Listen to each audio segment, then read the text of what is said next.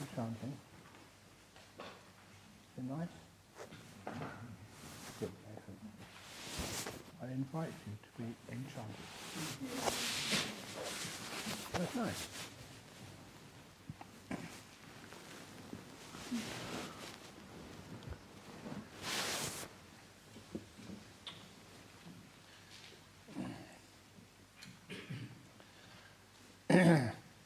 Yoso Bhagava Arahang Sama Sambuddho Suakato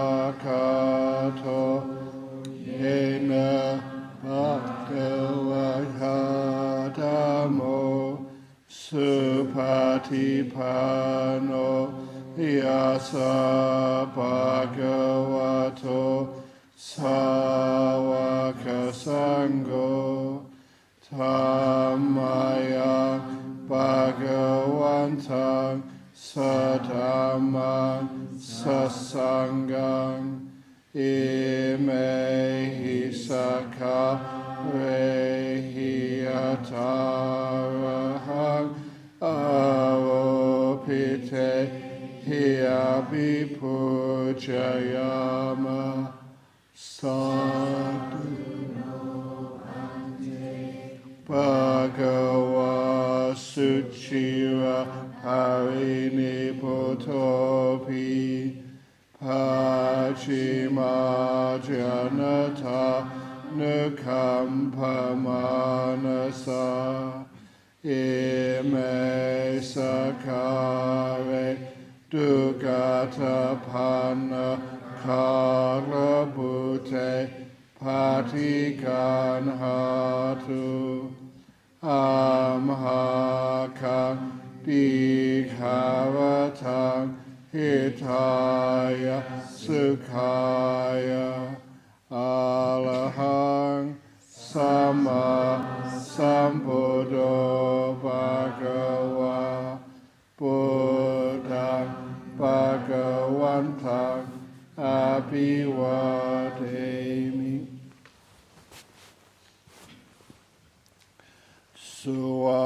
Suakato Bhagavata Dhammo Dhammang Namasami Supatipano Bhagavato Sawaka Sangho Yamami Namo tassa bhagavato arahato sama sambuddhassa. Namo tassa bhagavato arahato sama sambuddhassa. Namo tassa Bhagavato Arahato Sama Sambuddhassa. Iti piso Bhagava Arahang Sama Sambuddho Vija Charana Sampano Sugato Lokavidu Anuttaro Purisa Dhammasarati Satha Deva Manu Sanang Buddha Bhagava Tamahang Bhagavantang Abhipujayami Tamahang Bhagavantang Sirasa Namami.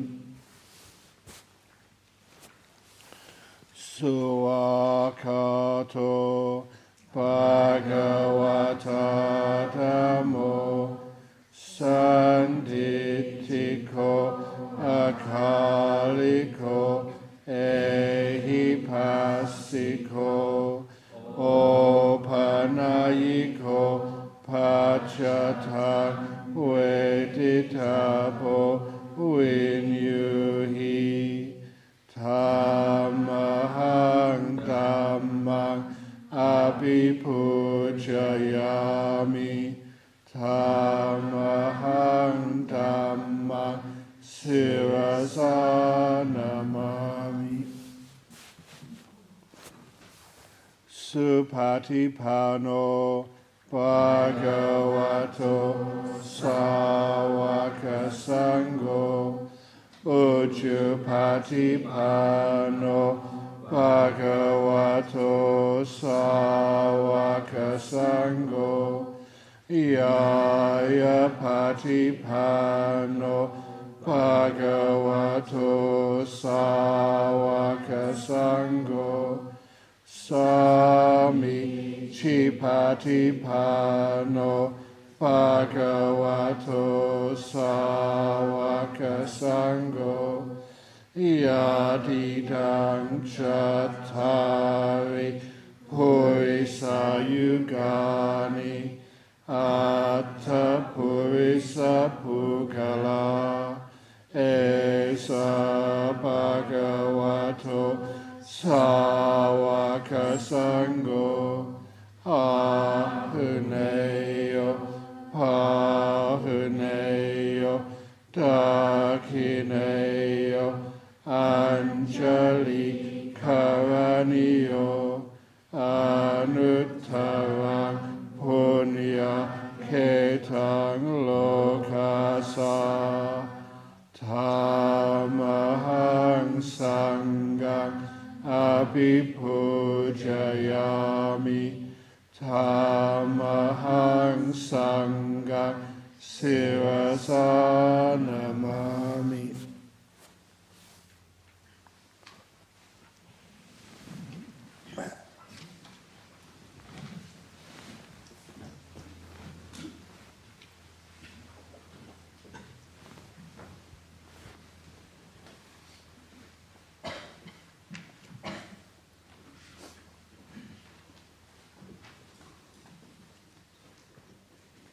This is what should be done by one who is skilled in goodness and who knows the path of peace.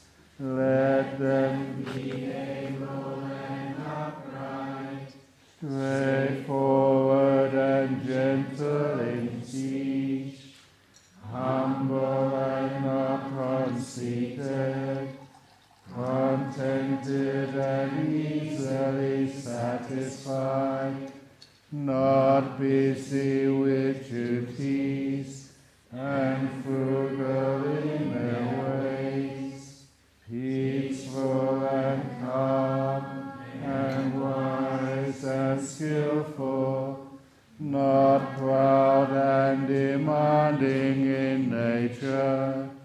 Let them not do the slightest thing that the wise would later reprove, wishing in gladness and in safety.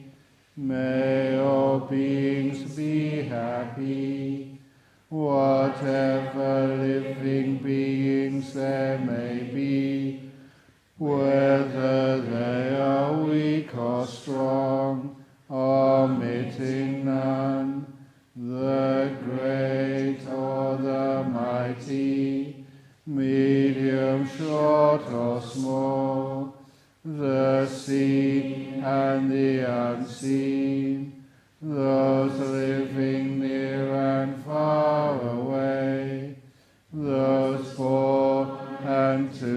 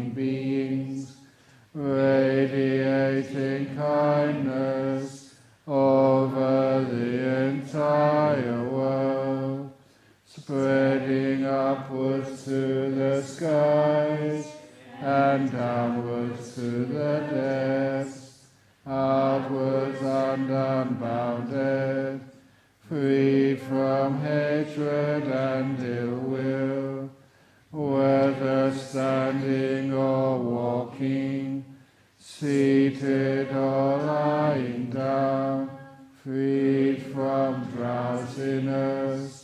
One should sustain this recollection. This is said to be the sublime abiding. By not holding to false views, the pure-hearted one, having clarity of vision, being freed from all sense desires, is not born again into this world. Sadhu, sadhu, sadhu.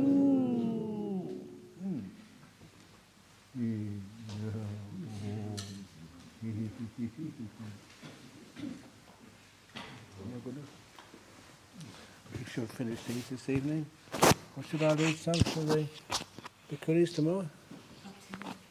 Ha ha ha ha ha.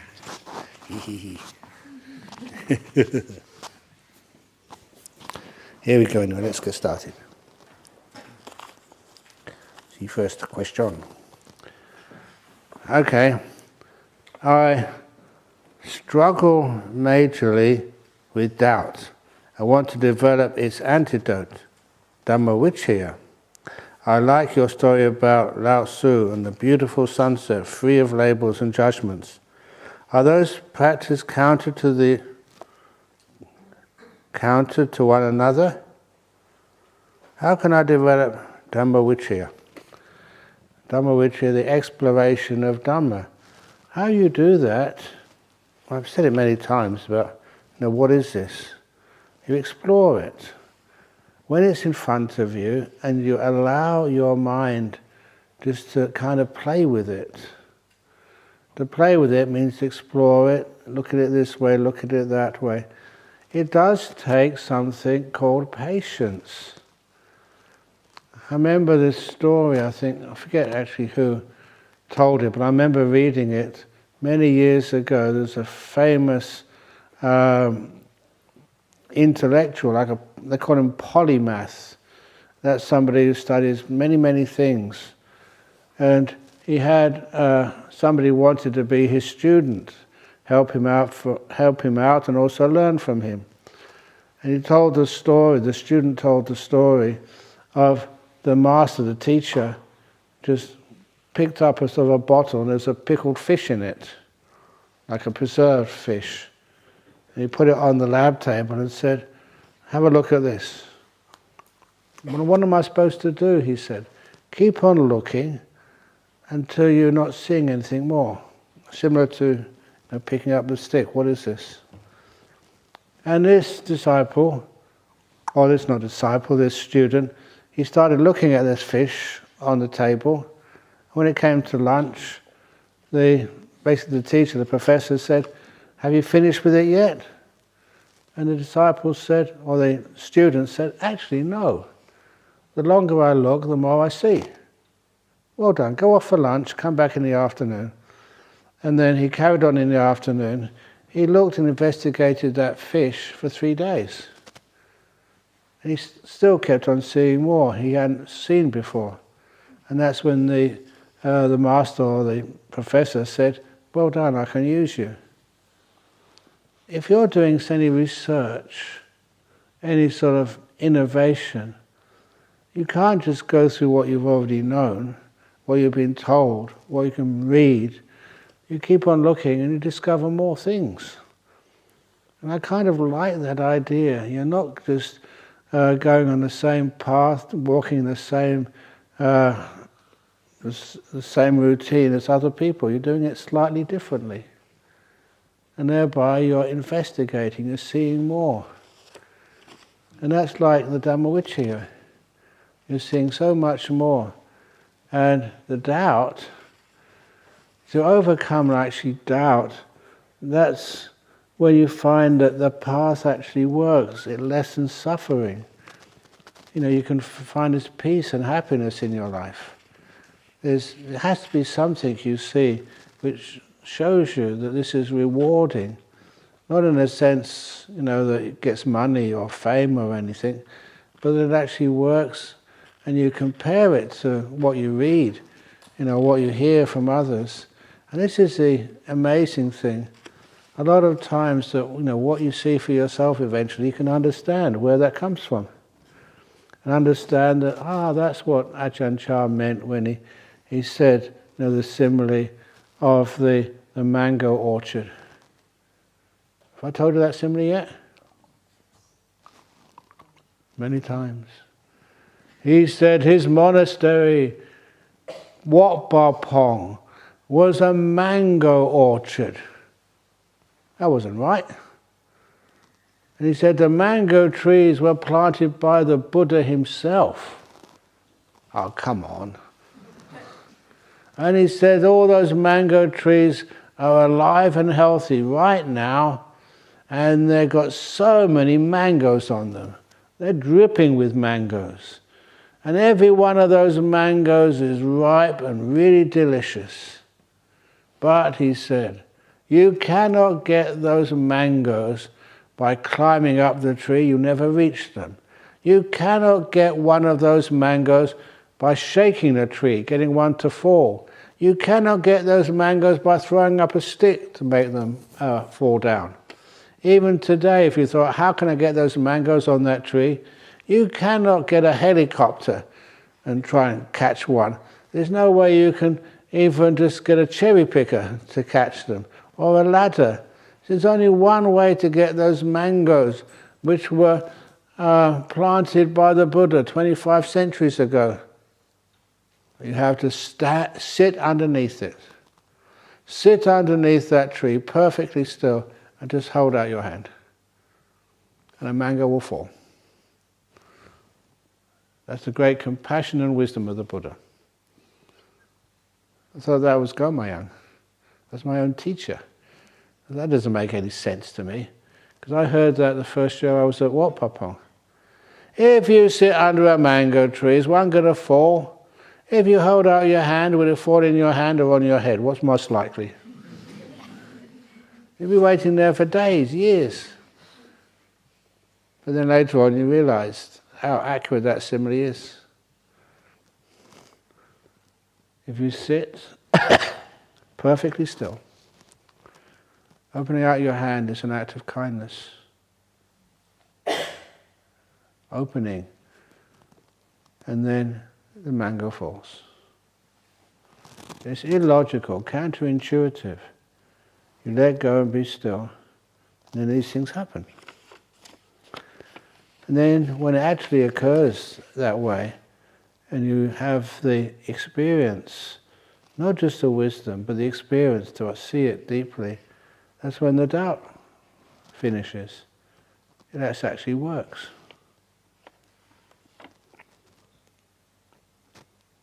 So anyway, that's how you develop Dhamma-vicaya. Give it a try. But a lot of people these days, they don't have the patience. How many more days are there of this retreat left? 1 day. 1 and a bit days. It's only Friday. Saturday, Sunday. You have to leave on Sunday afternoon. I won't tell you more. I can't help it. One of the friends, a long time ago, he's passed away now, but when he wanted to become a monk, he became a monk in the Zen tradition. He was much tougher than I was. And so he went to this monastery.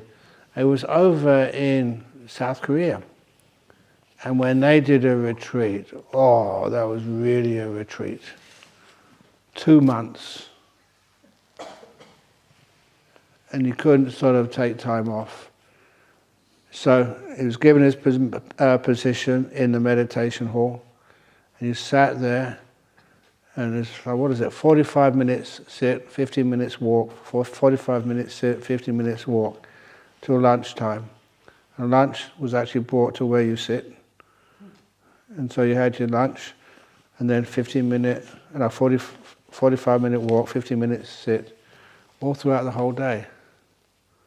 If you wanted to see the master, the teacher, just to have a bit of a break, you went to see him, and he had the Zen stick. So he didn't do that very often. It was really tough. Yeah, he was fit and healthy, but even after one day, he wondered how anyone could take this. But he carried on going and carried on going. After 1 week, he was in great pain. After 2 weeks, he was in agony. But what kept him going was seeing all these young Korean monks. They didn't seem to have any problem. They were, but they just had this really great endurance. But anyway, 3 weeks, 4 weeks, and he wanted to run away many times, but then he told me that, he said, if he ran away after 4 weeks, that would be kind of unfaithful to all of the endurance he'd built up over the first 3 or 4 weeks. He carried on going, but what he noticed was that when the retreat got more and more days passed and less days in front of him, it seemed that it's only another week to go, but that last week was the longest week of all. It seemed like time started to go slower and slower and slower. When it came to the last day, he was in agony again. But only one more day to go. Surely he can make this. And it was really touch and go many times. The 45 minutes seemed like a couple of hours. And it was from that tale he told me, I always thought that if there was a clock in here and you're waiting for the last meditation, you had to sit down, you had no choice, then often you thought that maybe the batteries in the clock had run out and time was going slow simply because those batteries needed to be charged up. And especially the last 45 minutes. That was the slowest of all. He closed his eyes. The last meditation, his body was aching, his knees were exploding in pain, his back was painful. And after what he thought was at least half an hour, he opened his eyes, there's only 5 minutes gone past. He really did think that the clock had actually run out, or the batteries in the clock had run out of electricity. And that's again when he told me, he started fantasizing about what would happen if those batteries actually did run out. But eventually, finally, after a lot of endurance, the longest 45 minutes of his life, the head monk rang the bell. Retreat over. And at that, he thought, because in those retreats, they didn't keep the 8 precepts like in Theravada. They had a meal afterwards. And the meal at the end of the retreat, that was kind of a feast to celebrate the end of the retreat. And they also, being South Korea, they had this hot bath they could go in. And he was fantasizing about the hot bath, extending his legs and bathing his back, and that must be so nice. But then, the head monk rang the bell again and said, just before we go, a couple of you monks have been telling me how beneficial this retreat has been. Exactly, you know what's coming. And you've pleaded with me, this is only 2 months, 60 days, can we please do another 2 weeks, please? And I've been considering that, and I think it's a very good idea. So cross your legs, we're carrying on. And you can imagine what that would feel like. And so he never felt pain or ache in his legs the next part of the retreat. He never felt anything at all except sheer hatred.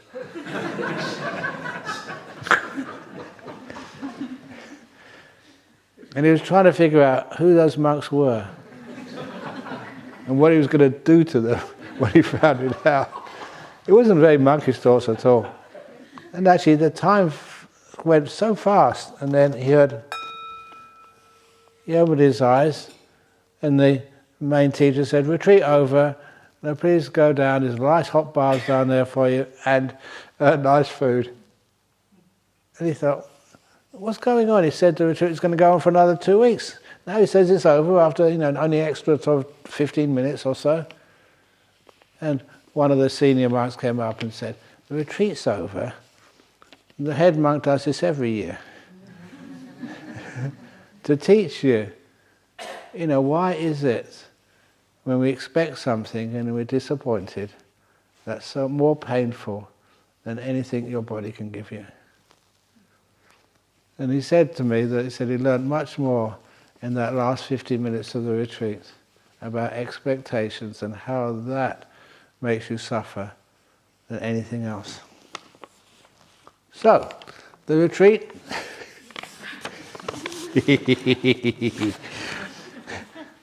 is going to end on Sunday. But I didn't tell you which Sunday. Okay. In the Dhammacakkappavattana Sutra, it says that suffering needs to be fully understood. Now, that's really good. You often explain this by giving an example of an apple that has some rotten parts, but in actual fact, the good part of the apple is bad too. What are some of the common dangers in life that belongs to the good part of the apple that we should be aware of? And what are some of the subtle ones that will block us from going into deep meditation? Thank you. That's a good question. The apple of life. Sometimes we always think, if we can get rid of the causes of our suffering, you think, like many, if you go down to Bodhinyana, just on many days there, many of the disciples over there, they ask me for lottery numbers. They actually do. And they think if they could win the lottery, they wouldn't need to suffer anymore. And some of them come up to me and said, look, we'll give you 10%. Well, some of my work. And I said, no. If I give the lottery number, we should at least give 50%. I'm only kind of joking. And in the end, I say, okay, I will give you a lottery number. Not the winning number, I'll give you another number. If you're so stupid to actually think you're going to win anything. But anyway, you think that if you had enough money, then you wouldn't need to suffer anymore. If you found the right partner in life, then you wouldn't need to suffer. If you could fix up your sickness, then you wouldn't need to suffer. No doctor can ever fix up a sickness. They only fix up one sickness, and another sickness comes to replace it. The worst part maybe goes, but everybody will get sick in the end. So it's only a temporary fix. We think if we can get this magic treatment and it goes, it'll be much better. Of course, there's many extreme sicknesses, and it's obviously wonderful if we can relieve most of that pain. But the point is that we get one sickness gone, another sickness comes. So it's the thinking that can be perfect health, perfect happiness. Even you see some people feeling that we can have some anti-aging cream. Would you like to have anti-aging cream? So you never get old? How old do you think I really am now? Really, 73? Can I be honest with you? I am now, just figuring out, yes, it's an amazing age. Truthfully, we're getting close to 880. I'm honest. That's my real age. Do you think that's possible? It's true. 880 what? Months.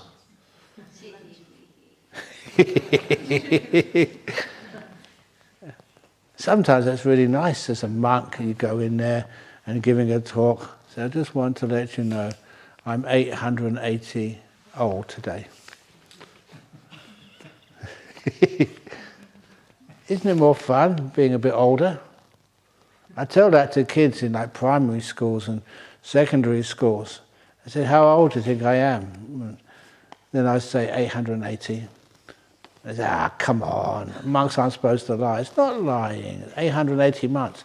If we count our age in months, what about you? How old are you? He said, no, 11? No, you're not, you're 132. 132, you can leave school and get a pension. You don't have to do any homework anymore. And they all think, and you can drive a car. They all think it's a really good idea. Multiplying your age by 12. That's fair enough, just don't say it's months, not years. Anyway, but I like to fully understood actually what is the suffering, and to be clear how the Buddha taught it, the three types of suffering. He taught it in many ways, but the three types of suffering is one which I kind of like. It's the dukkha, sankhara dukkha, and viparinama dukkha. Dukkha is the ordinary type of suffering which we all understand. You know, physical suffering, not getting what you want. And viparinama dukkha, even if it's happiness, you think, it doesn't last, it changes. Imagine if the happiness was always the same. It was continual, never got better, never got worse.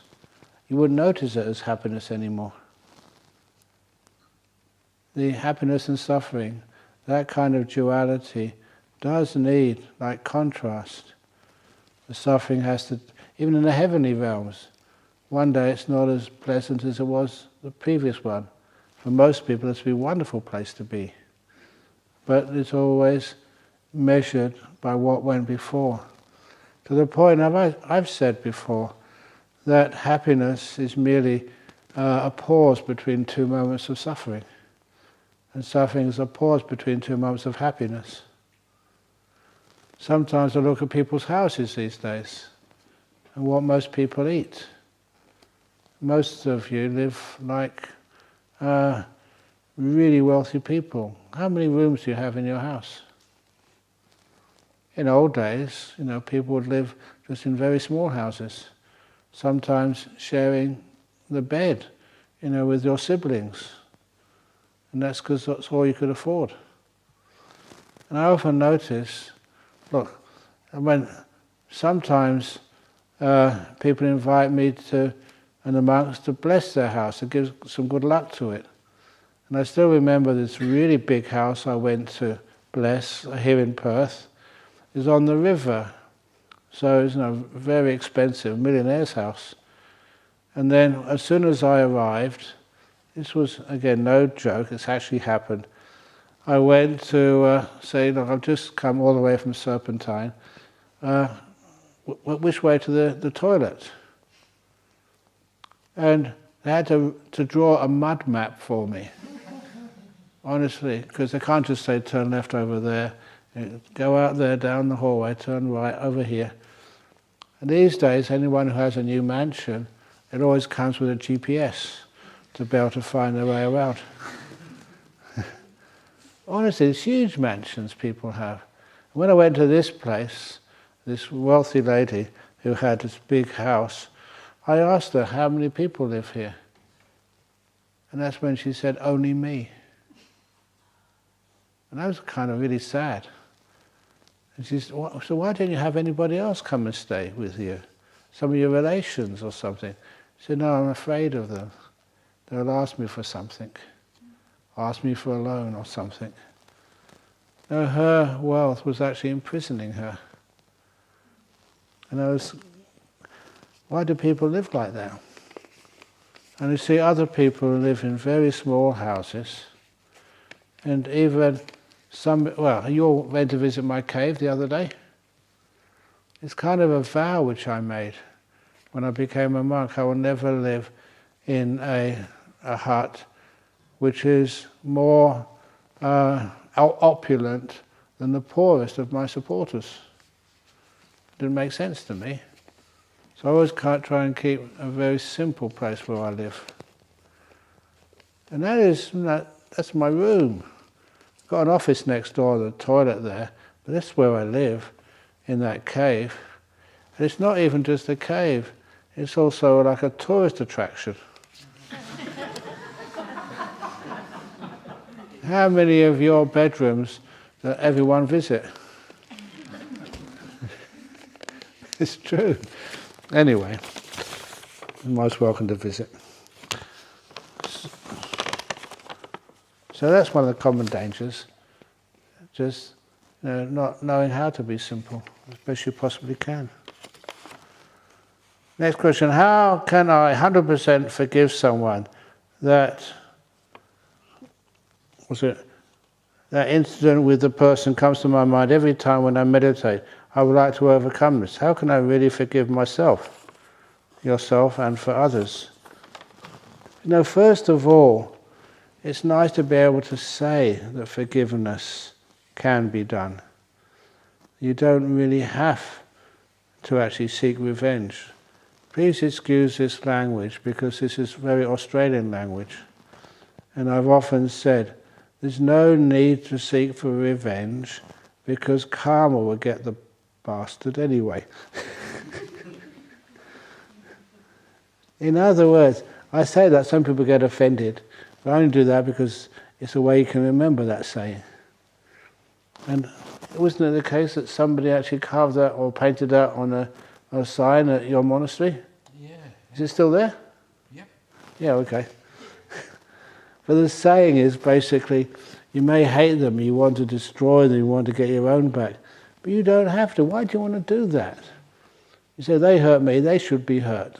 Leave it to the law of karma. That's one way of looking at it. And then afterwards you think, I'd rather even karma forgave them, we don't need to hurt.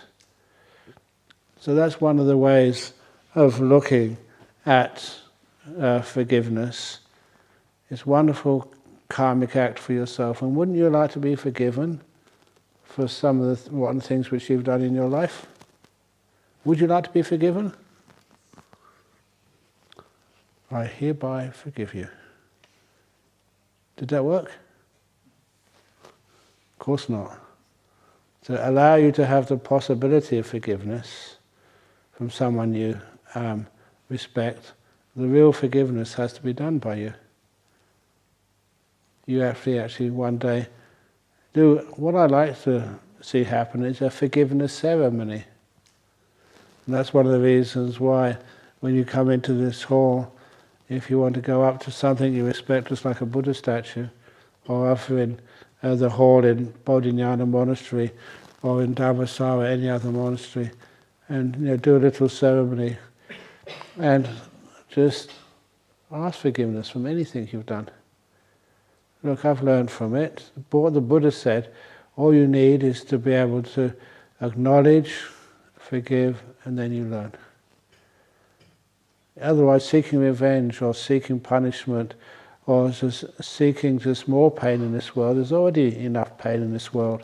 We don't need any more. So we forgive and make learning the most important. And if it's somebody close to you, this happened with one of these gentlemen. His wife was taking his jacket to the dry cleaners, to be tidied up, to be cleaned. And she noticed he had a bit of paper in one of the pockets, and she looked at it and found out it was a receipt from like a brothel. He discovered his husband had visited, the prostitute. And so she confronted him. She said, "What is this?"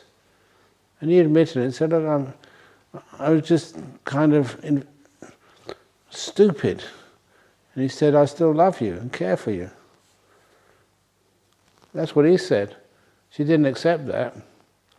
So they came back to the monastery. They were regulars at Bodhinyana Monastery, and they wanted some help. And he was just really said, "Look, I'm sorry. I said, I will never do that again. I was stupid. I didn't know what I was doing." And she said, "No, I can't trust him anymore." So to get a long story short, I said, "Well, look, let's find a nice middle way." He had to bow to the Buddha statue 3 times and bow to me representing the Sangha, and then promise he'd never, ever, ever do that again. He said, no, it's not good enough. So then, we introduced the idea of parole. I said, well, okay, what if he promises never, ever, ever to do that again, and for the next 12 months, that you have free access to all his mobile phone data and anything else like mobile phones and computers and tablets and everything else. And he always keeps a good record if he's late from work, why and what's happening. Give him parole. And she actually kind of accepted that. 12 months, he let her know everything which he was up to, and he kept himself clean. So afterwards, they reconciled. So they're back together again now. Is that a good idea? So if that's your partner in life, and you can't trust them, give them parole. But any mistake, and that's it, the relationship's gone. And the last thing with that forgiveness, I try to do this for every time I do a wedding blessing. The first time I did this, those from Malaysia who were here, there was a lady over in Malaysia. Oh, actually, she lived, I think, in KL, but the wedding was done in Malacca. And Sandra Oi, double O-I, she had her own TV show. It was quite popular. And anyway, when she got married, I just happened to be giving a retreat over in Malacca, so she asked me, can you do my wedding blessing? Can you do my wedding blessing? Can you do my wedding blessing, please? So of course, I'm there, I can do it. So I did her wedding blessing for her with her husband, and that I, sometimes, not all the time, if I am in KL, that, she comes and sees me, make sure everything's okay. And so she told me that at that wedding, the most important thing which I taught her and her husband was forgiveness. I asked them to do a forgiveness ceremony with each other once a year on the anniversary of their wedding. Just the two of them, just to go to any restaurant or coffee shop or something, just the two of them, exchange a little present and take turns in saying to one another, if there's anything which I have done over the last 12 months, by body, by speech, or by mind, either intentional or by accident, which has upset you, made your life more difficult, or things which I didn't do, which I should have done, please forgive me. And I'm your partner, in this life. I am not perfect, I make mistakes.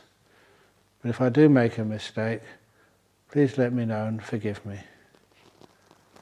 And so that degree of honesty, upfrontness and sincerity, they had to do this really sincerely.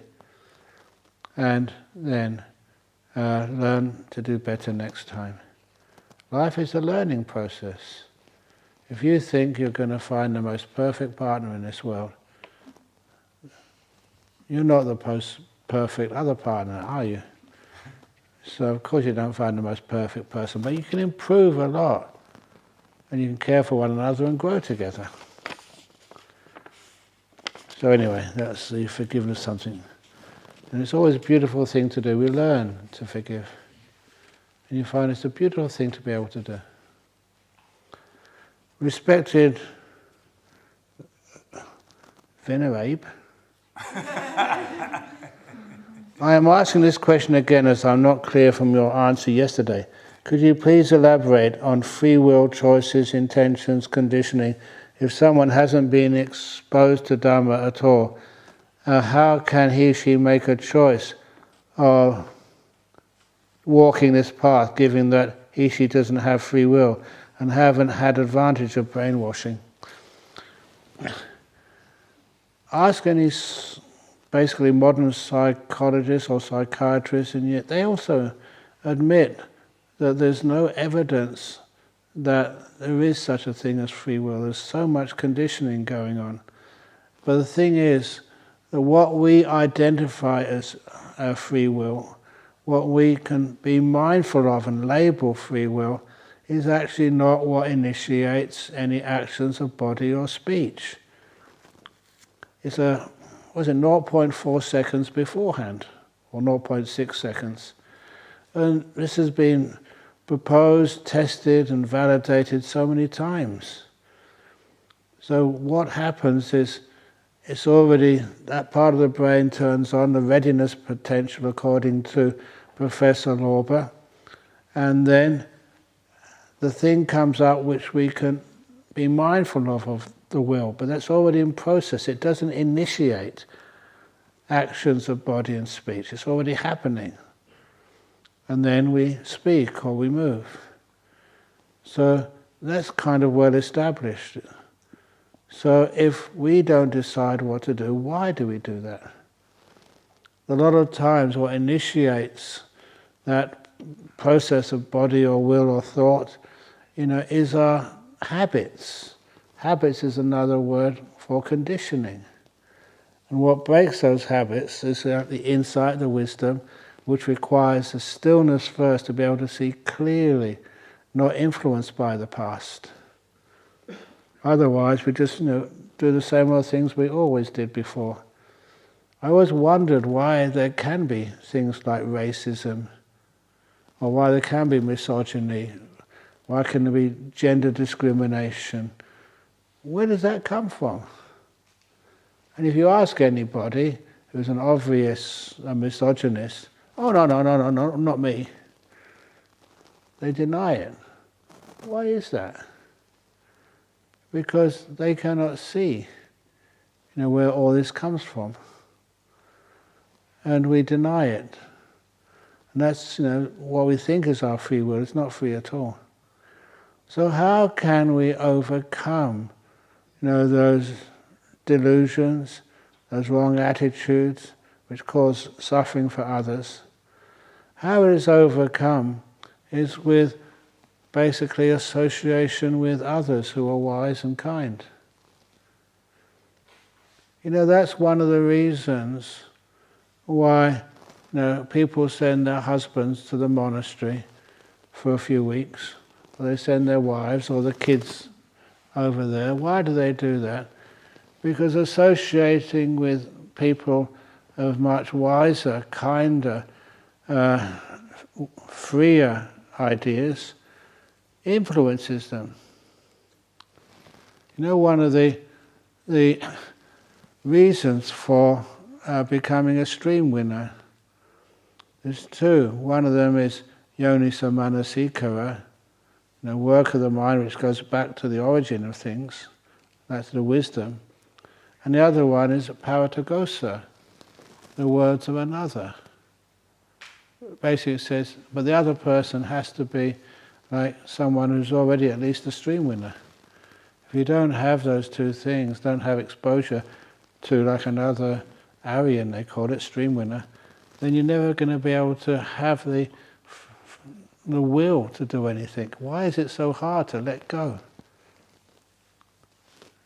It's wonderful when you're free. Why is it so hard to forgive? It's wonderful, you're free. Why is it so hard just to sit down there and let things flow, rather than always wanting to do things and being afraid of things?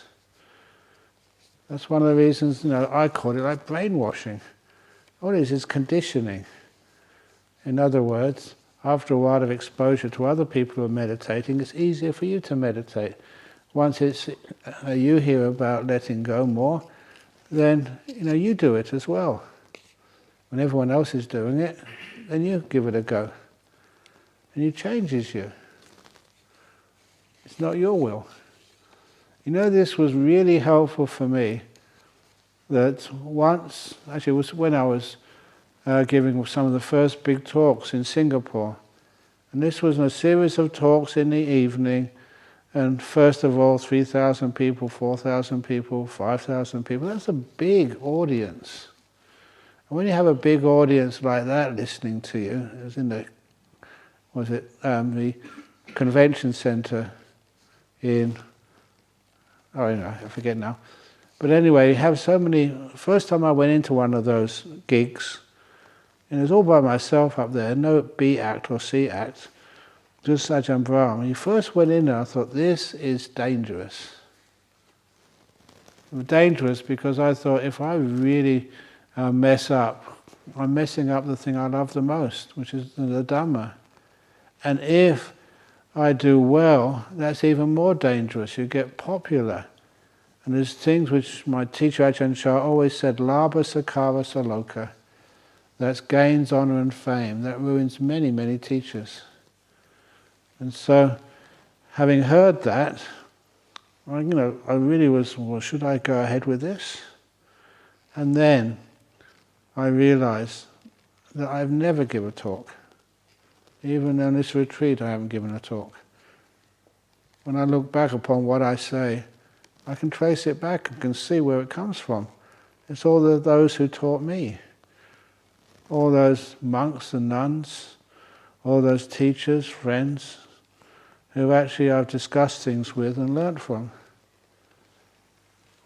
So I don't give the talks. It's the Buddha. I'm not just saying this, and I'm not channeling anything. What comes out of my mouth is actually being conditioned into me. What I can see, what other people can see. All comes together. So that meant that basically I never give a talk. Does that make sense to you? And that makes it so much easier. You can criticize me if you wish. You can question. That's why I love the questions. Give the opportunity. And then, because of your questions and putting me on the spot, I hope the Dhamma gets better. Anyway, what are some tips to be mindful during everyday life? Is using the body as an anchor a good idea, and to observe other things as they arise? You can do. But it's also, watch your speech. Because a lot of time people use harsh speech, and that's really nasty, and it creates so much problems. And afterwards you may say some harsh speech, and then afterwards you realise, oh, what did I say that for? To the people I love, like my kids and my parents and my children. Why do you do that? Saying harsh speech. So to know how to overcome harsh speech, one can identify the triggers to harsh speech. You're really tired, or you're in a rush, or you get into a habit of always disagreeing with the people you love.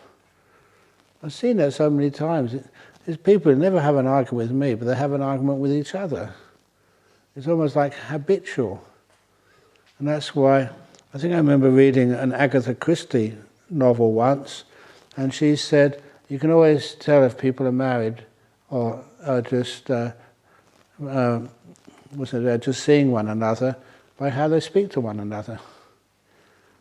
And then when they are really critical of each other, you can tell that's certain they're married. Is that true? Is that just bad speech which gets worse and worse and worse? And so, how do you overcome that? And I told some married couples, why don't you make a resolution? I'll speak some kind words to my partner. Make the resolution, brainwash yourself. When I see him or her next time, I always say something nice. And then when they make their resolution, they find they break that habit. They say something nice to them. Oh, thank you for coming today. And that shocks their partner. Because the partner says, what does she mean by that? What's she up to? But yeah, you break those habits. What is piti versus sukha? Can I choose to develop these mental qualities? Carrying on from the last little question. No, you can't choose to develop them. I choose. Or the Dhamma chooses. The people who influence you chooses. And it's not one or the other, they just come together. And they actually come quite naturally. This is one thing I cannot understand. Why people don't get lots of piti sukha from their meditation. Some of you have described you get very still and peaceful. Why? Is there no joy and happiness there? It was just always there when I started meditating. The first time I started meditating, I thought, oh, that feels nice. It wasn't much piti sukha, but it was enough I could identify with it. And that sort of hooked me into meditation. And that's why I love doing meditation. Just remember that last personal retreat I did during the range retreat. I was sitting there in my cave, and then almost immediately, I never expected it, I thought I'd be sleepy. I said, I'm not going to try, and I'm not going to force myself. I don't do that anyway. You know, whatever my body wants to do, it can do. And I will just meditate as long as my body wants. If it doesn't want to, fine. I'll take a nap any time of the day. And then, it's the first day of the retreat, I've been working really hard. And then, almost immediately, oh, it was really nice. And simple, beautiful. I wonder why. I wish I could share that with you. That's one of the reasons I teach. It's only because I don't get anything out of it except, you know, sore knees and sore back and lack of sleep. But I do that because obviously if you found something beautiful, you always want to share it with others. Anyway, I tried my best. Now it's up to you. Thank you so much for hosting us on this retreat.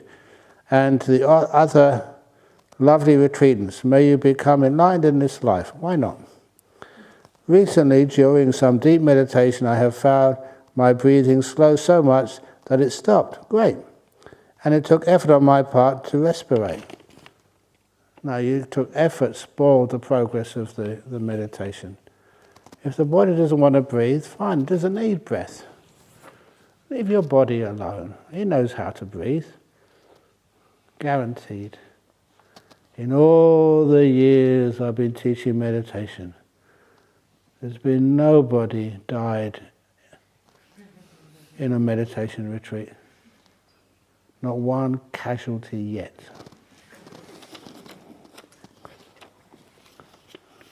I don't intend to start with you.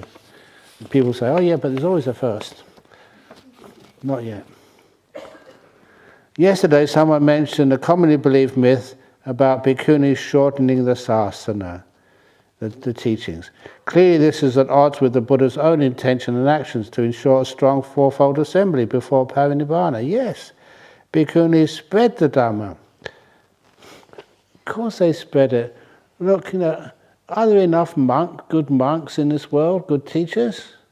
Are there enough? Of course, there's never enough. That's why we need help. And to the rescue come the bhikkhunis. Da, da, da. Here you come. So, you know, you've already heard already that it's tomorrow night, isn't it? The bhikkhuni is going to be answering the questions.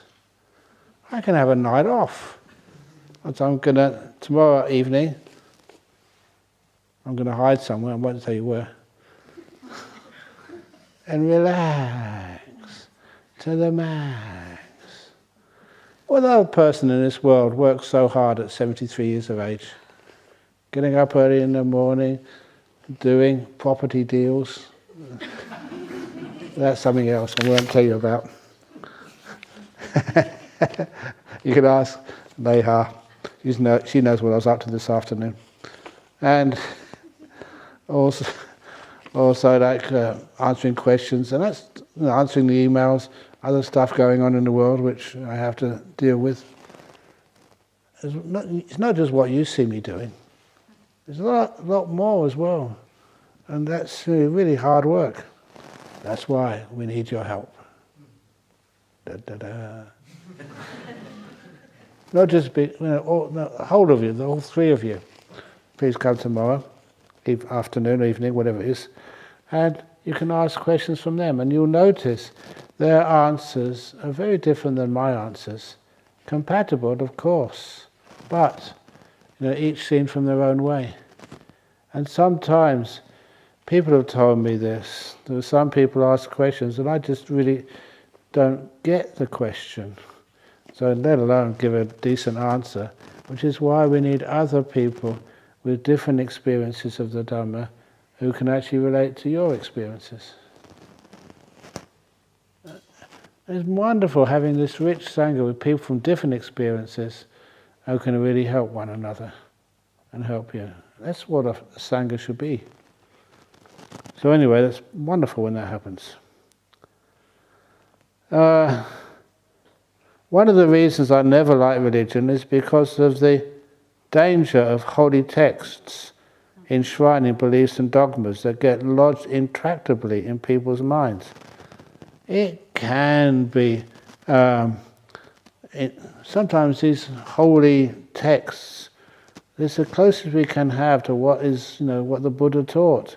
One of the things with the Buddhist text, you may disagree with me, is that it's repetitive.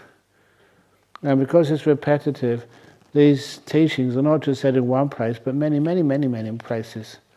And because the questioning is encouraged, you can always sort of say, is that right? And a good example of that, what did you know before of like bodhisattvas? These are Buddhas to be. What were they like? How did they behave? The person who's going to be the next Buddha right now. And you see like the story which I mentioned, the Gatikara Sutta, that's as legitimate as you can possibly find. In a previous life, the previous, our Buddha now, he didn't even recognize a Buddha, the Kassapa Buddha, the previous Buddha, when he was in the same village. But eventually he did. And that makes much more sense to me. Or the Buddha, did the Buddha look special? I remember this wonderful little tale of one of the monks who was living in the west of India. He'd been ordained by one of the Buddha's disciples. And so after his basic training, he decided to go and see if he could find the Buddha while he was still alive. So in those days you don't get buses or trains or aircraft, you just walk.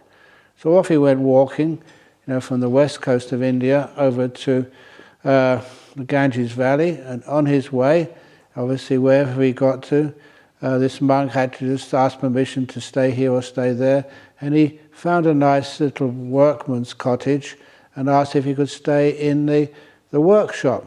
And the workman said, yeah, no trouble. And so he set himself up there, and then a few minutes later another monk came. The second monk came and also stayed in the same workshop. And they didn't say much to each other at first, only they started meditating, and they meditated together all night. And in the morning, the monk who came second asked the monk who came first, he said, you're a good meditator. Who's your teacher? Where have you come from? And so the first monk said, I came from the west of India. My teacher is actually a disciple of the Buddha. So I always wanted to find out and see the Buddha myself. So I'm traveling into the Ganges Valley somewhere to actually find the Buddha. And that second monk who came in said, oh, wonderful idea, but you're a really good meditator. And then the first monk who arrived said, what about you? Who's your teacher? And the second monk who came in said, I don't have a teacher. I am the Buddha. I kind of like that story. And of course the first monk who entered that workman's cottage was just bowed and said, oh, sorry, I didn't recognize you. Bow, bow, bow, extra, which was needed, paying respect. That's what they did. And the Buddha said, no trouble at all. And it's wonderful that now you've fulfilled your aspirations. I'm the Buddha. It was unrecognizable. Just a really good monk, that's all. I love those kind of stories. And that makes much more sense to me.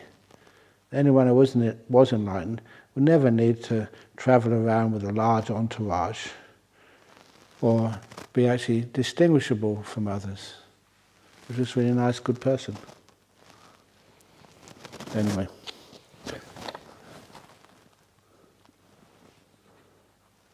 How can we as Buddhists begin to dislodge such harmful views and help do the Buddha's bidding to undo all racism, sexism and other discrimination, so all beings can access the Dhamma? How you can do that is actually not just support monks, support the bhikkhunis, support gender non-discrimination. You know, it was against the rules in Thai Buddhism for a time to actually give ordination to gay men. Even that was not allowed.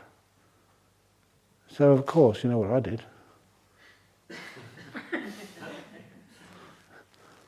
Ordain them, see what happens. And now we've got some monks who are well-known gay Buddhists, lay Buddhists for many years, and they're wonderful monks. There's also someone told me, never ever give ordination to a schizophrenic. So that's really dangerous. So you know what I did? And it's wonderful. He's just really risen to the occasion, and he's one of my best monks. Not mine, but one of which I ordained. So give people a chance. If they can live as a monk or as a nun, ordain them as a monk or a nun. Of course, I'm sure I could go much further. There's other things which I haven't done yet or completed yet. But those who come after me, please, take it further. Dear Ajahn Brahm, yay, a fun question. When you travel, do you bring a suitcase? If so, what's in it? Is it a teddy bear? Do you have to have a non-monastic travel with you, or do you travel alone? I never travel alone. Usually in the aircraft I travel in, there's about 100 people, about a dozen flight attendants, a pilot and a co-pilot. I travel with so many people. That's why I kind of wonder when I saw that. Why do some monks travel with so many others? There's always people to look after you, and there's people who actually send you to the airport, and from the airport they pick you up. You don't really need sort of attendance. Give other people a chance to be an attendant when you arrive. But as for my baggage, oh my goodness, if you see all the baggage which I have. I haven't got it here today. My little yarn, my bag, that's all I have. Oh, that one, yeah. That's not mine, but that makes things so much easier. And it's also, when you get to Perth Airport, they kind of know me there. They recognise me. And they said, have you got all your baggage there? I said, yeah. It's Ajahn Brahm. I said, yeah. I don't know how many times this happens. The people who are supposed to be checking my bag say, are you giving the talk next Friday night? I said, yeah. Okay, off you go. I suppose that really shouldn't happen. But they get to trust you. And that makes their life easier.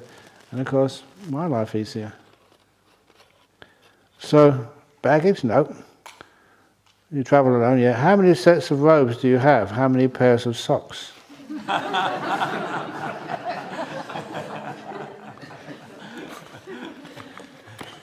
One set of robes. That's all the ones I'm wearing. Sometimes if you're going for a long distance, no socks. The last time I took a pair of socks was when I went to visit UK. Did I wear them? At first. Once in a pair of socks. Yeah. Yeah. When I went there, I had a pair of socks. I put them on for the first evening or something. I thought it would be cold. And it wasn't, so I took them off and never wore them again. Basically, I've got really good circulation. And so I basically don't need socks. Even when I was a student, sometimes, it's weird. I think there must be something from the past life.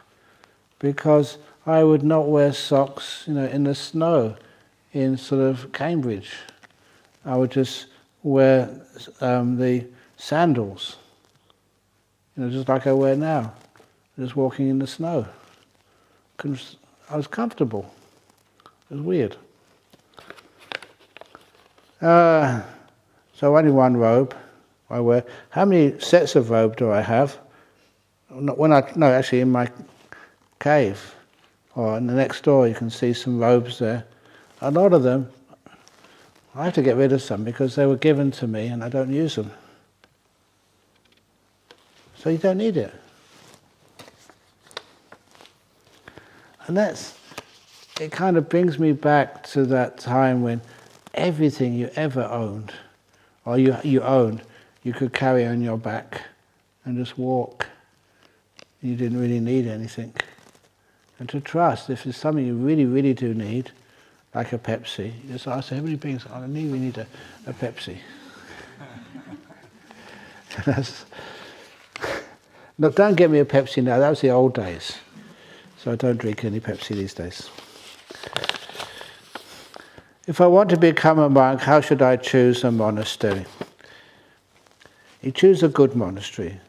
And a good monasteries are always those monasteries which don't have any space. Because they already get full. I'm embarrassed, honestly. And I'm honestly embarrassed. Because you want to make enough room and accommodation for whoever wants to become a monk or a nun. And they get filled up so quickly. And, okay, I did mention, I don't even our committee know this yet, doing a property deal this morning. It was like approving it.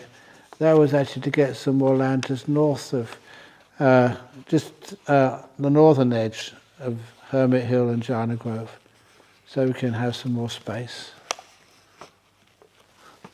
And that's why I was talking to Leha.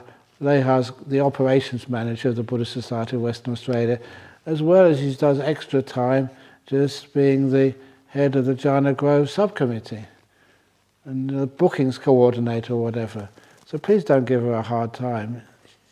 She does all this work, especially here for free, and it's an amazing job she does. But anyway, it's more... Okay, go on, yeah.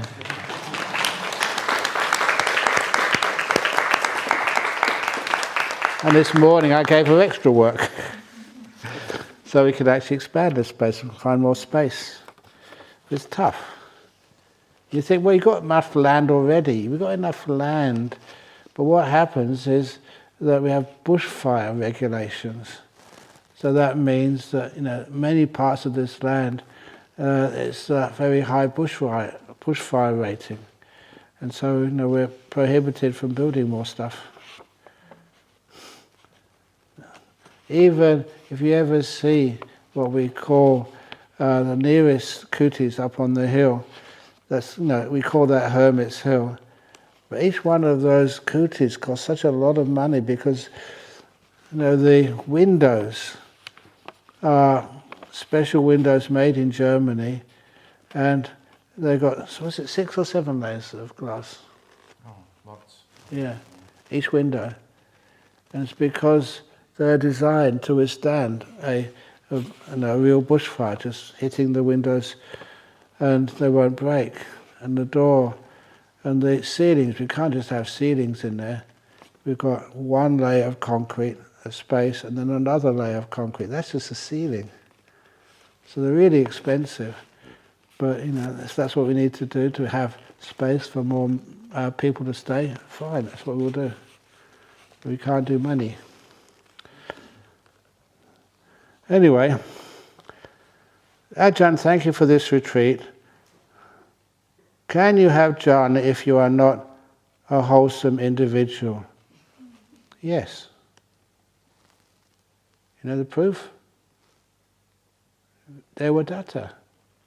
He was actually so wanting to rule the Sangha that he even tried to kill the Buddha. He had jhanas, but they soon disappeared. So he had lots of good karma, but his bad intentions actually just ruined those jhanas.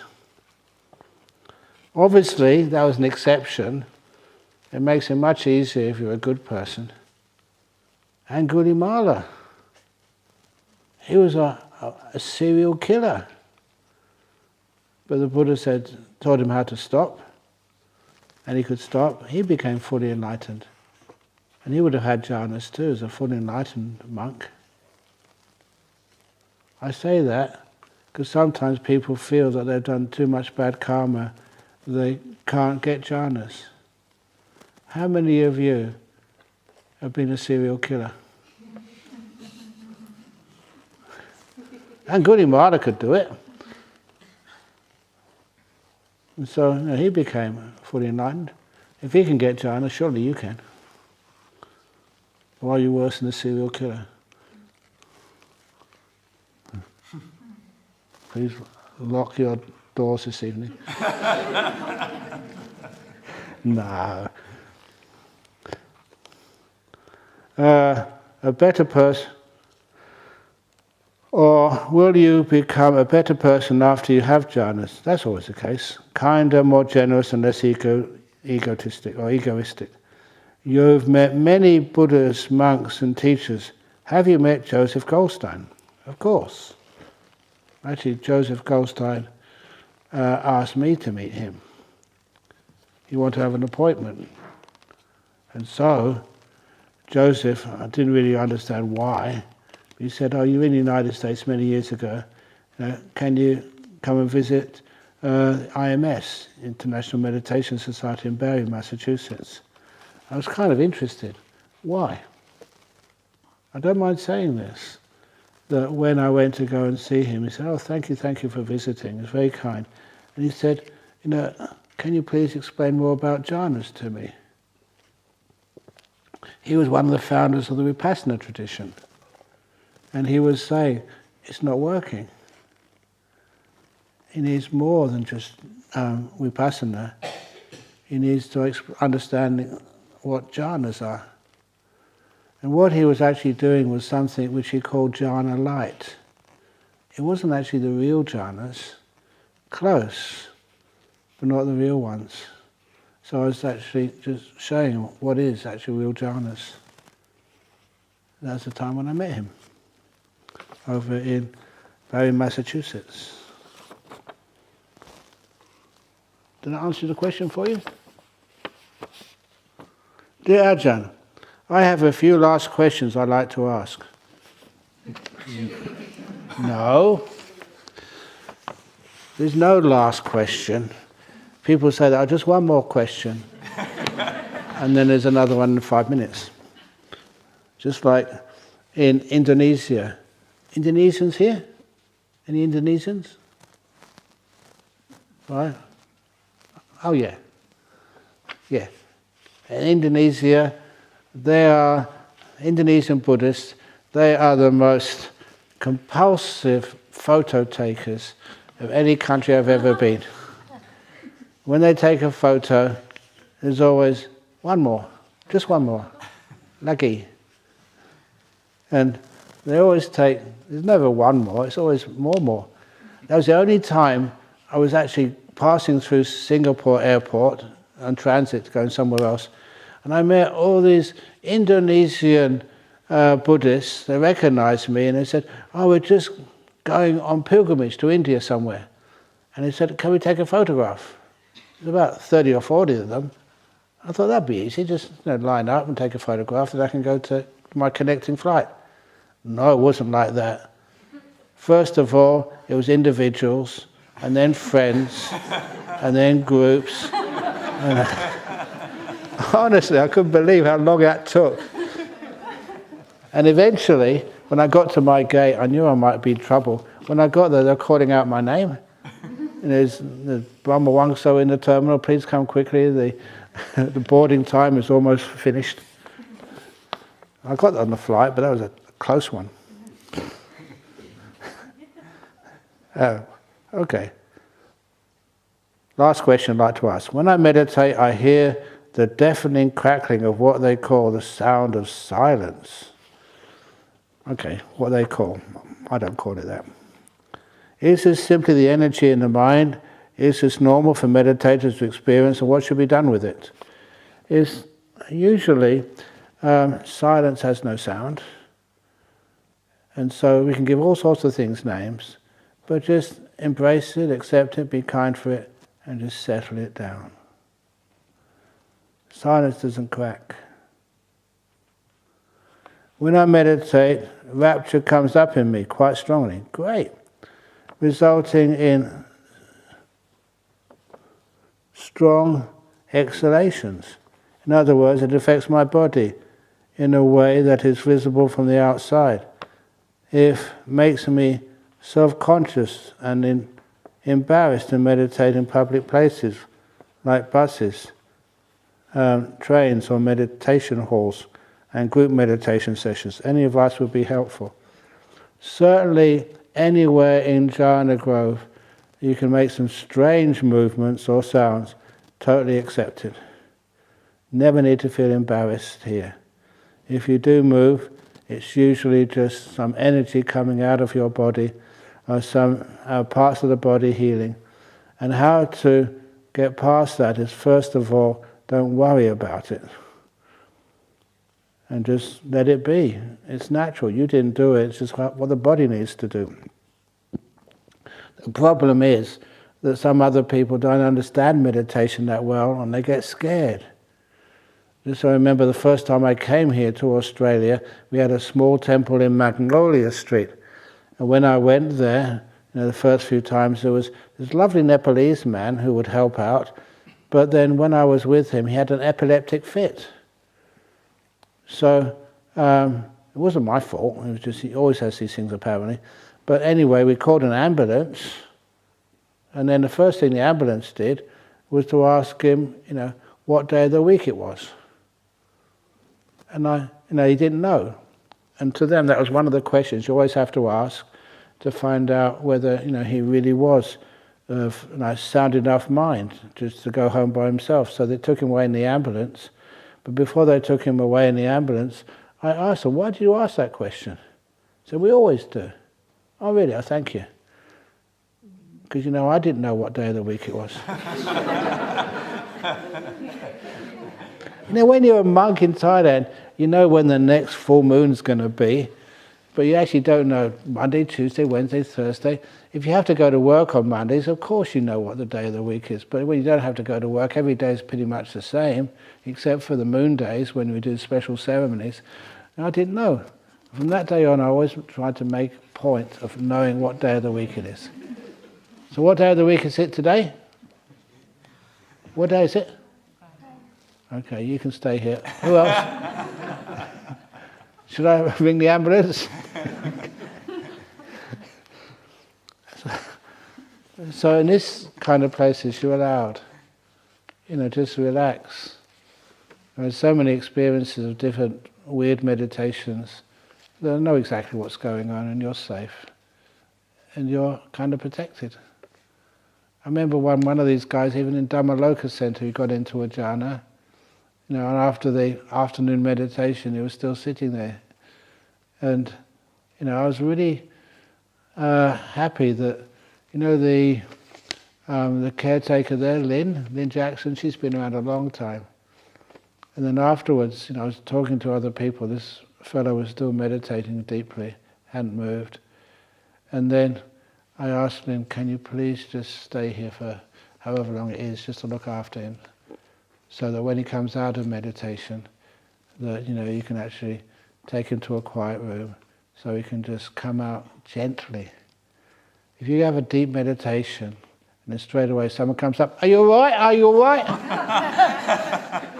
That is just so disturbing. Ajahn Brahm said it's like pouring hot water into a cool glass. So she did that, and it was wonderful that she could do that. So strong exhalations, let them happen. If you're fine. The thing which I know, that after any strong exhalations, if it really is a deep meditation, you're perfectly okay, and don't even need and leave any bruises or anything. You're just fine, it's just the body doing its thing. At what stage we can get rid of lust? It means first, second, third or fourth jhana. During the jhana there is no lust at all. You've given up that temporarily. It's when you come out afterwards you'll be lust-free for a long time. Simply because you've got so much happiness inside of you, which is much better than lust. You don't need that. You know, it's a weird thing which I remember reading in science journals, that anyone who has lust is actually recognized as painful. And all the pain centers in the brain actually light up, you know, when boys and girls or same-gender people just have those lusty encounters. But then it's a perversion of perception, said the Buddha. You interpret it as something it's not. And that's why the joys of meditation are much more pure and accurate. You have a wonderful time. So basically, they're much better. What type of food do you like? What's your favourite food? Be honest. Like a lot of things. Oh, come on, be more specific. What's your favourite food? Sorry? Ice cream. Ice cream. Okay. So suppose I had an ice cream and offered it to you. Or would you rather have like a sandwich? And if you have your favourite ice cream, you're not interested in the sandwich. It's more delicious for you. That's like, you know, lust or just deep meditation. It's basically no contest. I better answer more. What does adhitthana have? What role does adhitthana have on the path? How does it fit with your emphasis on relaxing and letting go? Could you share a story about how strong resolve, vow, supported your practice? You know, one vow which I made, I haven't told you about yet, was after I decided to become a student of Ajahn Chah's, and I took refuge in him as a disciple to a teacher, they call it Nisaya, and then I made a second vow, I'll never ask to go anywhere. I'll wait till Ajahn Chah sends me somewhere, and I will stay there until he asks me to come back. And so many times, even the time when I was supposed to go on this charika after 5 years of training, then I remember the monk at what Banana Chat at the time, Ajahn Pasana, and one day on arm's round, he said, "When are you going to go off on Tudong, charika?" I said, "Thank you for asking me. I've been waiting for you to ask me," because he was the representative, basically the abbot there, so of Ajahn Chah in that monastery. "Thank you for asking me. I'm going tomorrow." And I was always waiting for somebody to ask me. I wouldn't decide myself. And so eventually, many years later, we were opening up this monastery over in Australia. And they needed another monk to come here, so Ajahn Chah sent me here. And about 2 or 3 weeks after I arrived here, that's when Ajahn Chah had a stroke and couldn't speak anymore. And that's why I've been staying here for the last 41 or 2 years. Because Ajahn Chah was physically unable to ask me to come back. Did they mention that in all those history books about Ajahn Brahm? And that's really true. I got stuck here because he had a stroke. Honest. So what role does adhitthana have on the path? I mentioned to many of you that when you have any problems in meditation, when you get in a deep meditation, you might know what the solution is, but you can't actually do that solution. That's any type of doing is so gross, it disturbs the meditation, no matter what you're doing. So all those adhitthanas should be done at the beginning of the meditation. At the beginning of the meditation, your mind is not gross yet, not refined yet, and so those adhitthanas, don't disturb the mind. And I think I've told many of you, in order to say, your mind gets too excited when nimittas come up, You tell yourself at the beginning of the meditation, you go and sit down and you tell yourself, I will not get excited when a nimitta comes. In your own words, I will not get excited when a nimitta comes. I usually do it 3 times. I will not get excited when a nimitta comes. That's an adhitthana, determination. And it's amazing just how powerful that is. You forget about it and you do your meditation, and if a nimitta does come, you feel you're just about to get excited, almost to disturb it, but something stops you.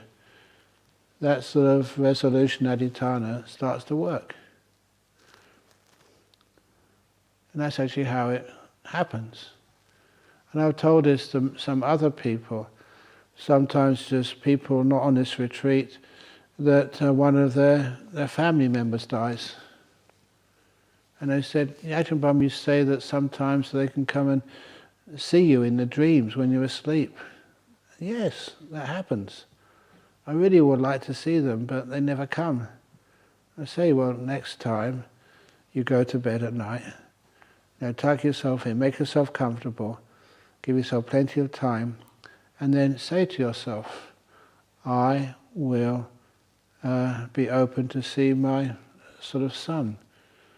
So tonight, I'll be able to see my son tonight. I'll be able to see my son tonight. Because you make that resolution, you forget all about it. It is like conditioning you to be open for that experience. And it kind of works. So anyway, those kind of determinations to make the mind open for these things is actually important. When you're fast asleep, you don't really know what you're doing, but then suddenly you dream of the person, like a clear dream. And the adhitthanas are okay, but as long as you do it not when you're really on the edge of nimittas or jhanas.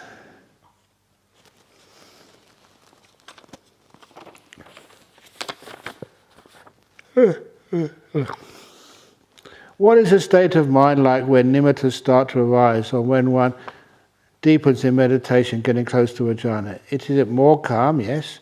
Or rapture? Yes. Thank you for everything, and you do benefit all beings, in the past, present and future. In the future? You mean I've got to keep on working for so many more years? Give me a break. No, the state of mind prior to nimittas is, like, nimittas can arise really early, but they're kind of not sustainable.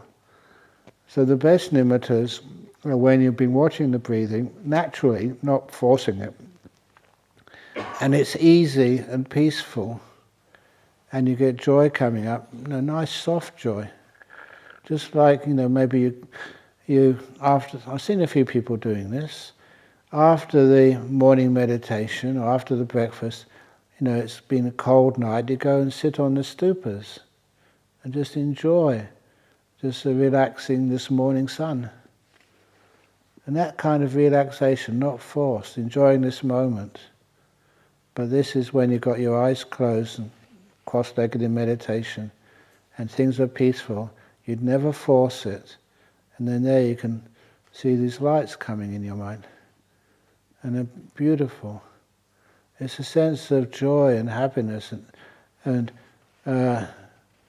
noticing just how beneficial and joyful they are. And the idea of just getting excited just doesn't really come up because you value them so much. And the other thing about the nimittas, none of you have actually said this to me yet, but the colours, more yellow than yellow, more blue than blue. Beautiful colours. That's why I can't see how when a real nimitta comes up and it's got this pure colours in it, and why people don't just say, wow, this is amazing. They don't actually say this, but this is how they feel. And for jhanas, this is when you realise you're out of control, which is wonderful. You can't do anything, you can't really stop it, you can disturb it and just kind of sucking you in. And it's an incredible amount of bliss. I mean, it really is big stuff. Wow. If you could speak. but everything is so still. And you know this is big. That's why I can understand why people get scared.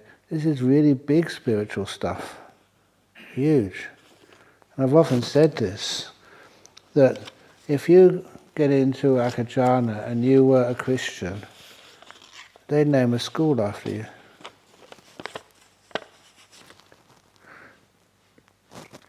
St. David's, excuse me, St. David's School for Boys, or whatever. Because it's so well respected. This is powerful stuff. Often when I get calm in meditation for a while, I start seeing lights. Great.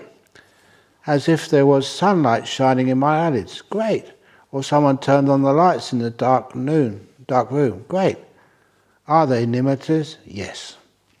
They shift around and a bit, and it's hard to focus on them. Don't focus on them. Let them become still. Or let them pull you in.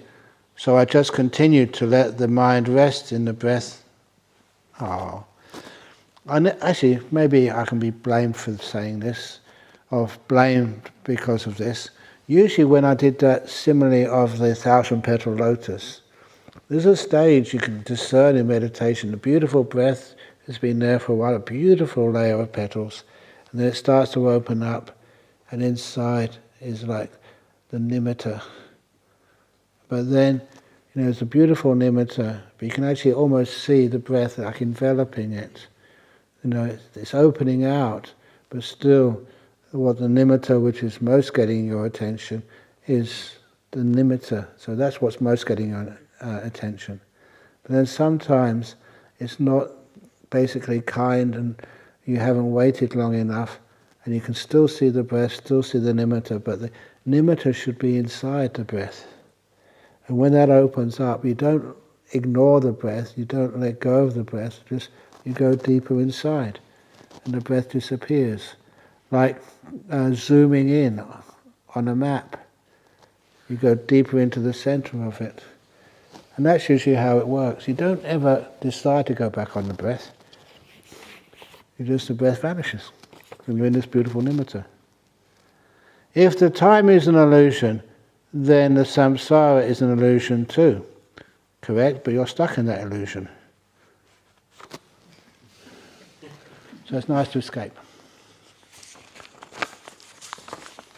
Ooh. I had very bright nimittas in my meditation. Great. But that kept on changing colours. I meditated about 2 hours. During that period, nimitta was always changed. Please advise how to keep it steady and develop further. When the nimitta arises,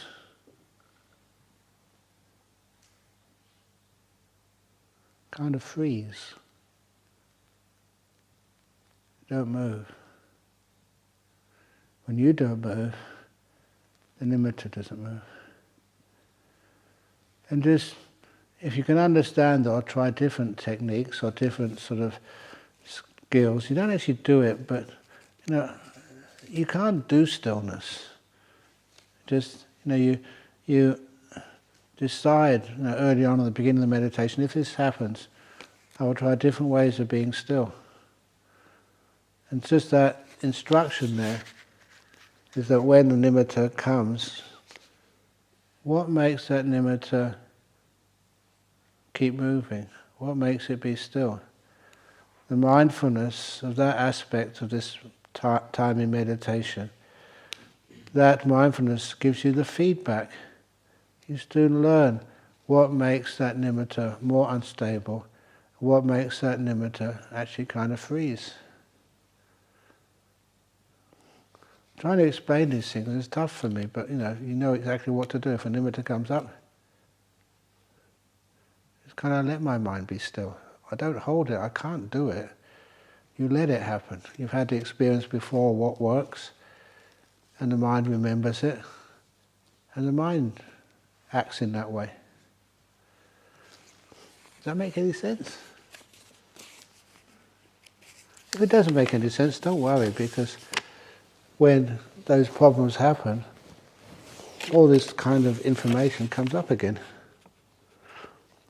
Anyway, I find my breathing is quite shallow when I meditate. Should I try to breathe deeply? No.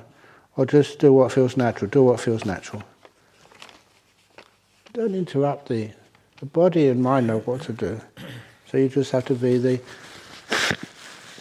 observer.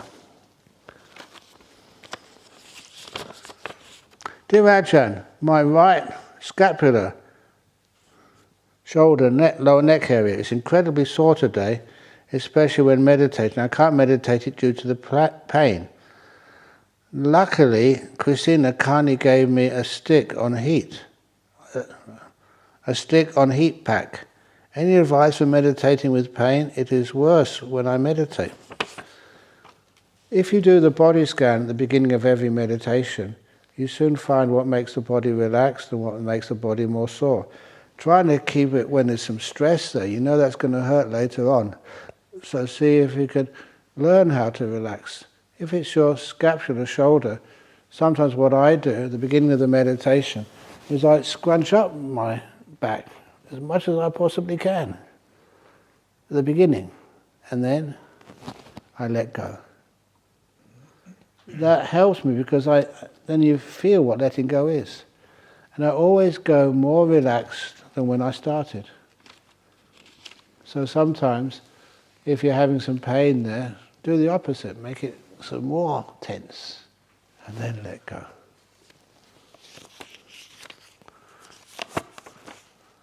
Can you get into a jhana through loving-kindness meditation only? Yes. It's actually not really loving-kindness meditation. You think that's the main thing you're doing, but you're also building up nimittas and piti sukha. You don't do any breath meditation, but you're still breathing while you're doing the meditation on loving-kindness. Basically, of course, you can. Can we upgrade the retreat to 9 years?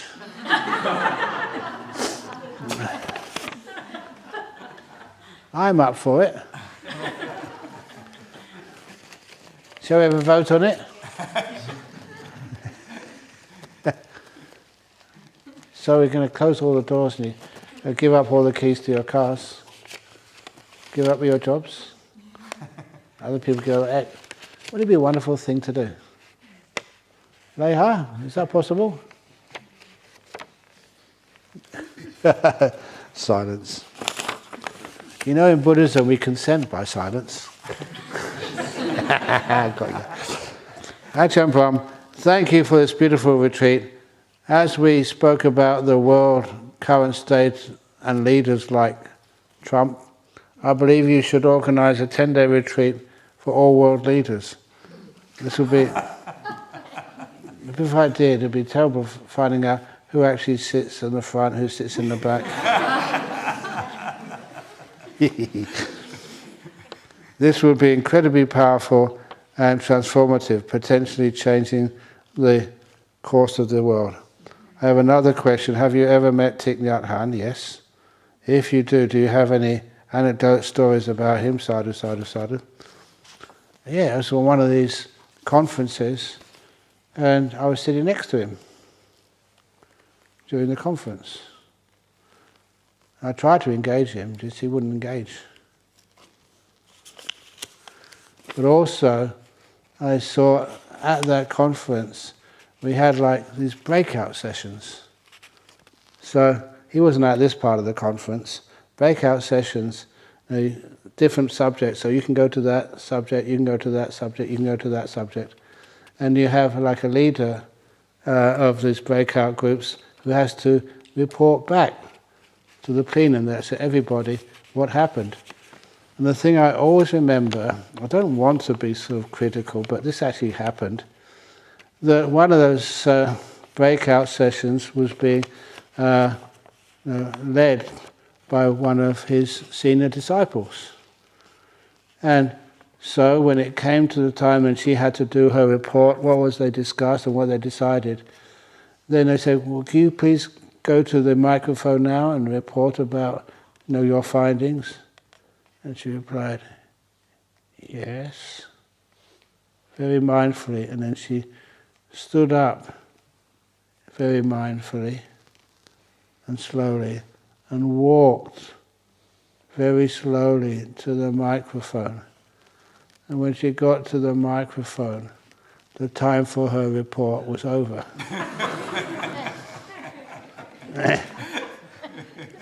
Honestly.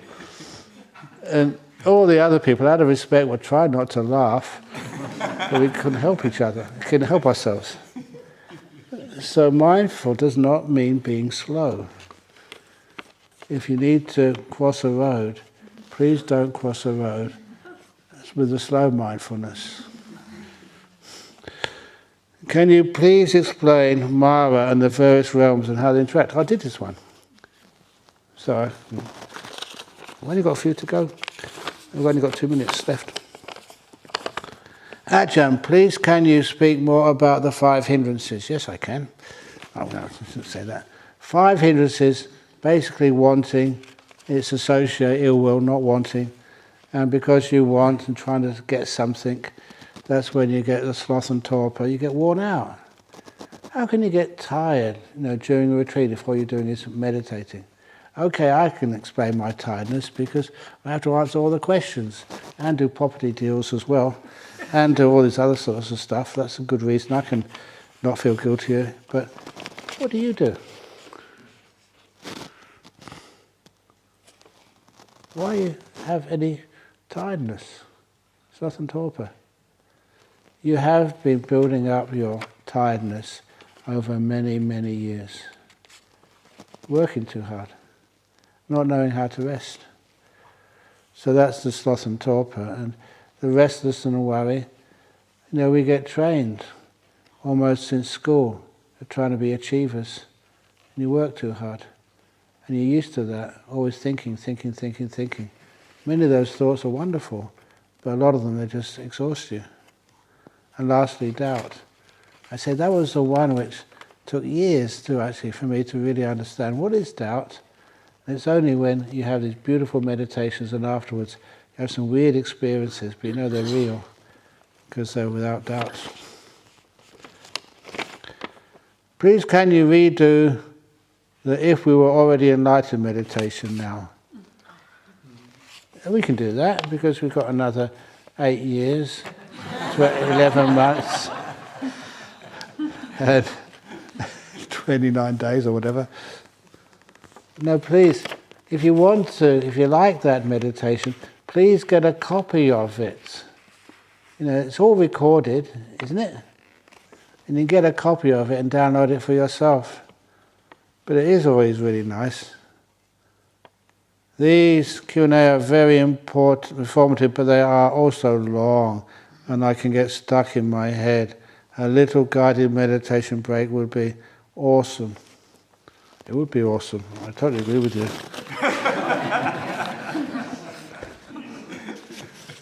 But I just want to make the point that please ask monks or nuns questions.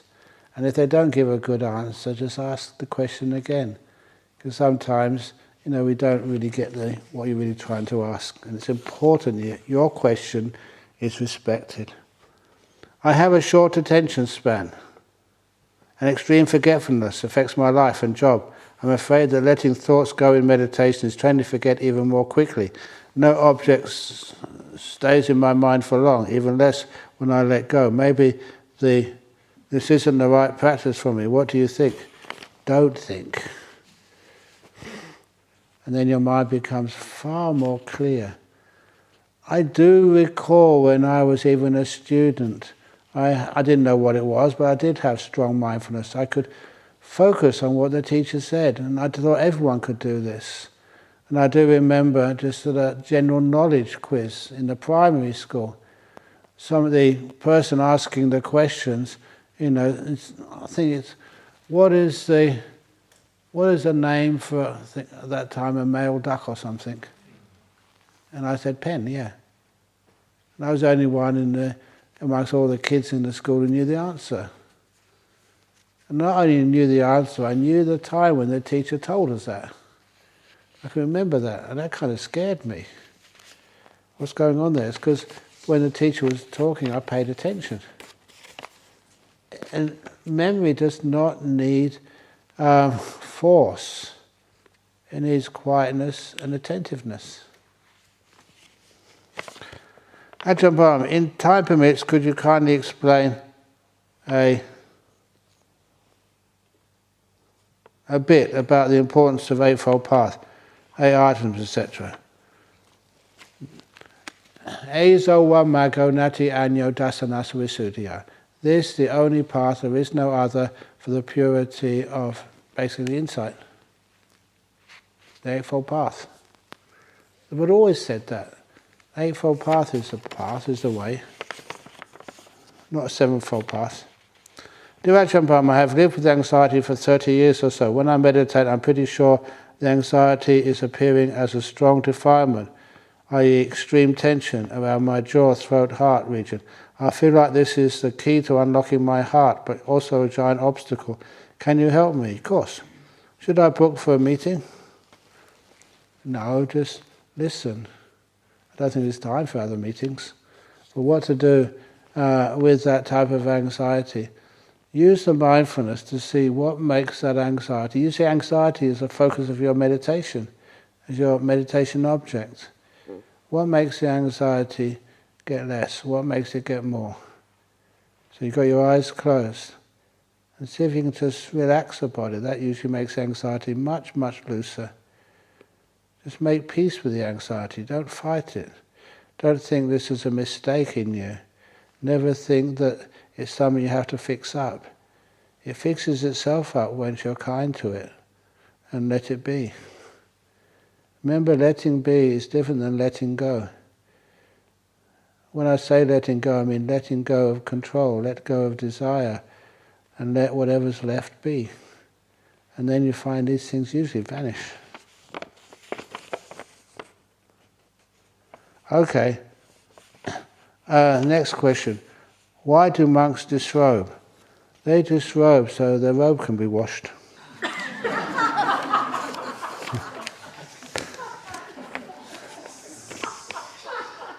Well, you can't wash with them. Go in the washing machine with your body as well. You have to ask them. Is being bubbly and giggly, cheeky and silly a bit distracting for stillness of mind? If you do that while you're meditating, fair enough. But if you do it beforehand, it shows you've got some energy, and you need some energy to meditate. I know people who practice by blocking off as much contact as possible, but they aren't that functional. What do they do wrong? Or is it supposed to be a bit dysfunctional for meditation? No, you just get some energy up. When you're meditating, you meditate. When it's time to give a talk, you give a talk. When it's time to go to bed, it's time to go to bed. Good night. There's only four. How many questions have got left? Only 3 questions left. Goodness. Shall I finish them? In Metta Sutta, there is not busy with duties. What does it mean exactly? That always makes me embarrassed. We've got lots of duties. In other words, not allowing the duties to take precedence over the meditation and the peace. If you are able to let those duties go, especially when you're on a retreat, this is why, hi Chanda, you're on a retreat for how long here? You have to let go of all the duties to really enjoy it. All the duties which you have for anukampa. And I let go of those duties. I say that a long time ago, when I was going into Nolamara Friday night, Saturday and Sunday, and I come back here, and then Sunday evening by the time I get back, and then check out the monastery, is all okay, any things I should be doing. And then on Monday we'd start work, and working on Monday, Tuesday, Wednesday, Thursday and Friday afternoon I'd go to Nolamara. And so there was actually no rest. And people would come to the monastery over the road, and they'd say, wow, what a beautiful, peaceful monastery this is. And I'd say it sometimes openly, but most of the time under my breath, what do you mean? This is where I work. There's so many duties here, there's so many things to fix up. And then I realized I was doing it wrong. So I used to give myself Monday mornings off. Monday morning, I was not the boss of the monastery, not the teacher, not the abbot. I was a nobody.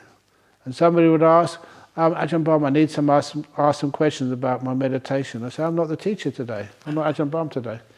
I'm just a nice, peaceful monk. And the monks will come up and say, no, the plumbing is not working. No, the toilets are flooding. Not my job. On Monday morning, I would go on holiday. You know what happened? This is honest. On a Monday morning, because I'd never had any duties, I'm the boss, so I can take myself off the duty roster.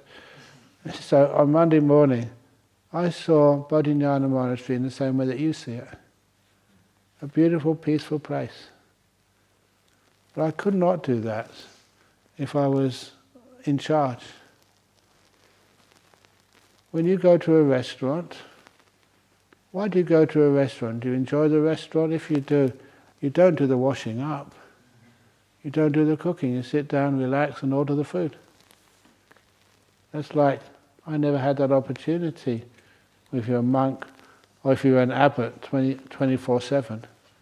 When I stopped working and taking responsibility, then you can actually appreciate stillness and beauty.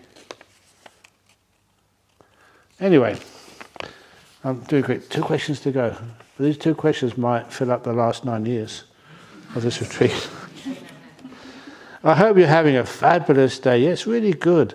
So why can't we extend it? Anyway, again, thanks for your support for bhikkhunis. Would you consider using the term monastic instead of monks? Yeah, that's good. In your talks and stories, it would be more balanced to represent the intention of the Buddha per his desire to have both females and male monastics. Your voice is very respected and heard, so you can make a difference. Thank you. Makes a good point. So may all monks use the term monastics. Now we've spoken about resolution. And all nuns use the words nuns. Oops. No, it's okay, I know what you mean. So, It's not my question. really? Okay. See, well, you've been talking to somebody. Why? Mind to mind. Last questions. Are thoughts, perceptions and views created and exist in the mind? Yeah, but they have their results in the world. They exist in the mind, but they affect the world. Views, perceptions and thoughts. Make any sense? Am I right? What? They exist in the mind. Yeah. Are thoughts, perceptions and views created and exist in the mind? Yes, but they have their effects out there in the world. Wow! Look at that.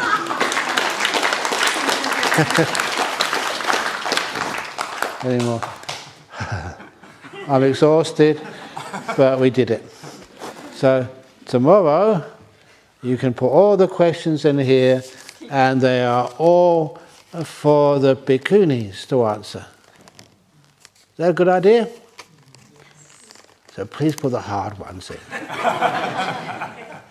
Can I put a couple in? Yes. Really?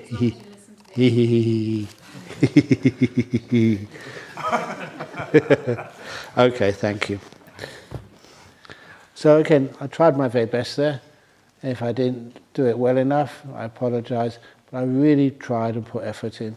There's a time to put effort into things like answering questions, when you're doing the cooking or the cleaning. When it's the time for meditating, just relax to the max. You don't do meditation. All that effort and trying stops as soon as you sit on your mat. And when you have a rest tonight, please, when you have a rest tonight, when you go into that bed, you lay down, please, that's the purpose for resting, going to sleep. Please don't try and meditate in the bed. On the bed maybe, but have a different position when you do your meditation on a soft mattress. Otherwise, the mind won't know what to do when it hits a pillow. And then when you're in bed, you meditate. When you are talking, you talk. When you listen, you listen. You don't try and meditate at the wrong time. Please don't meditate on your way home when you're driving the car. Let go, let go. Ajahn Brahm said, take your hand off the steering wheel. That's a metaphor for meditation, not for driving. Thank you all for listening. Sadhu, sadhu, sadhu. Excellent. Thank you so much.